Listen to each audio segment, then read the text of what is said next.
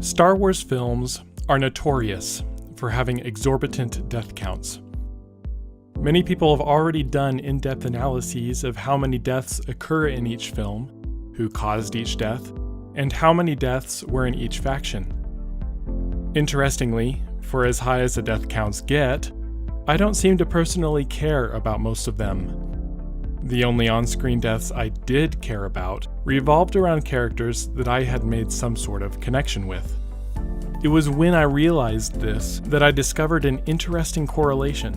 I only cared for the people whose face I could see. Many people die, but I was only emotionally involved with characters whose faces were not obscured by a mask or motion blur. So, here's the question. What's the ratio of face and faceless deaths in each Star Wars movie?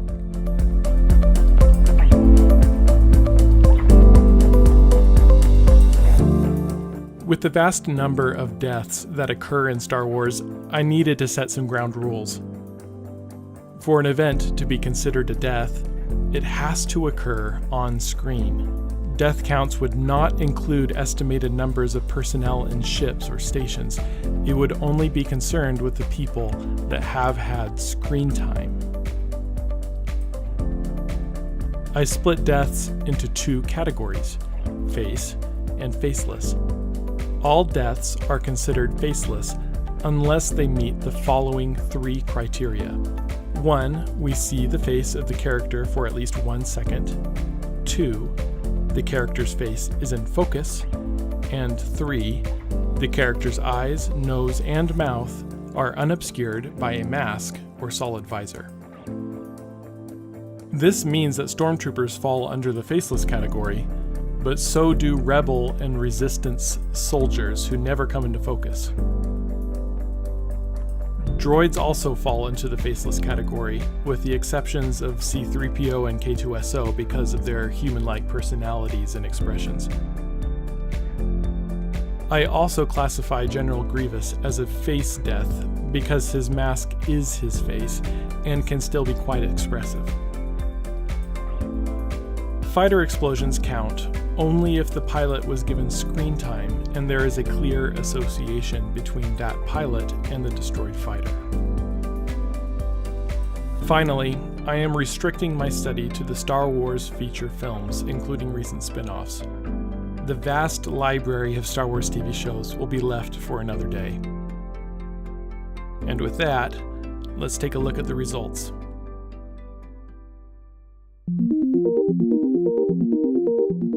What you're seeing here is the total number of on-screen deaths in each film, listed in the order that each film was created. I won't say this number is foolproof. It's quite hard to count the gratuitous number of deaths accurately when so much can be happening on the screen. I've at least made sure that this number is in the ballpark of what other YouTubers have counted. Now, if we divide the total deaths into each category, we see a massive discrepancy between face and faceless deaths. A New Hope appears to be the most even between the categories, while The Clone Wars has the widest difference. Since each trilogy is considered a 3-act play that follows similar plot structure, it may be more beneficial to examine these films by trilogy. The original trilogy appears to have the least on-screen fatalities, containing 12% of the deaths in all the films. These films also have the highest face percentage of 14.23%. That's about 3 face deaths for every 20 faceless deaths. The prequel trilogy has the highest death toll, accounting for nearly half of the deaths depicted in the Star Wars films.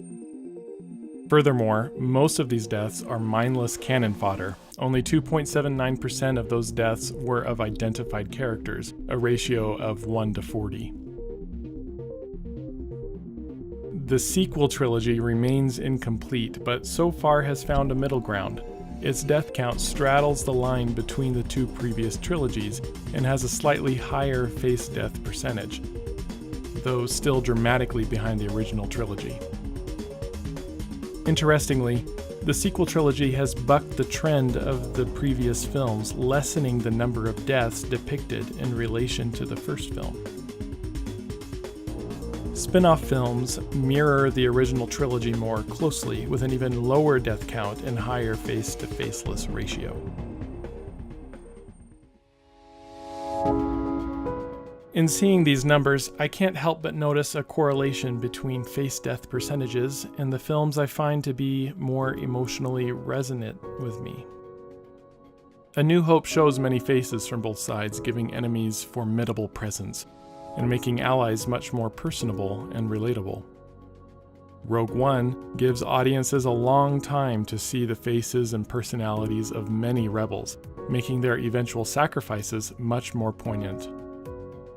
On the other hand, films like The Clone Wars and The Force Awakens were unmemorable and didn't make good stories, racking up kills to incomprehensible proportions, doling down the emotional impact of important characters' sacrifices.